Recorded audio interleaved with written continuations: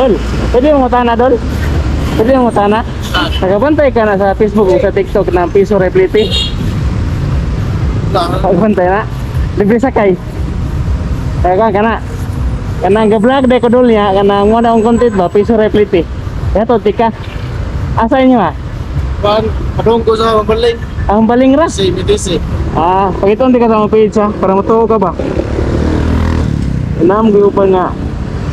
Ang scam niya ba? Amo niya ang page. STV. Nga, kanang Piso Replete akong content.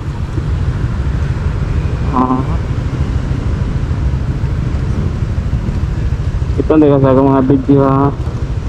Okay rin ni mo Dol? Ambil ka? Kaya din Dol. Mga Piso Replete. Kana. Kana. Paano na ito ba? Sige, salamat kayo. Ato tika. Okay rin ni mo Dol? Ambil ka? Ang baling ka no? Oo. Daghan naman kayo na may gani. Kasagaran kayo, libre sakay. Libre sakay ako sa una. Yung dosa ba? Kaya daghan naman kayo may. Nakabantay ko na ko sa. Ngone ka. Sige. Asa sa mga baling Dol?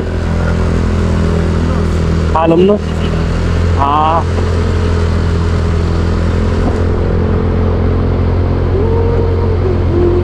Kaya na ka nagpaabot ng motor o kana jeep?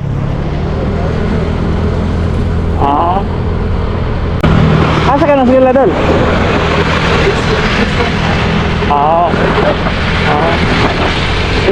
Aritagi sarpi?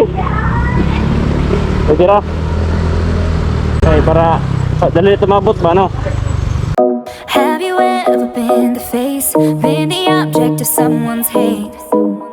Like you stood all alone. Have you ever felt this way? Have you ever been betrayed, labeled words you just can't say? Suffered silently, wanting to be erased. There's a reason to believe again when faith is nowhere to be found. Nagabang ka diha Dol o tayo hagita? Kanar ko. Ay, gusto ko lang sa kumanya ko ba? Let's shipping sakto. Yun kay kana sigurado na ba no? Pentis na. Ade? Dire? Dire.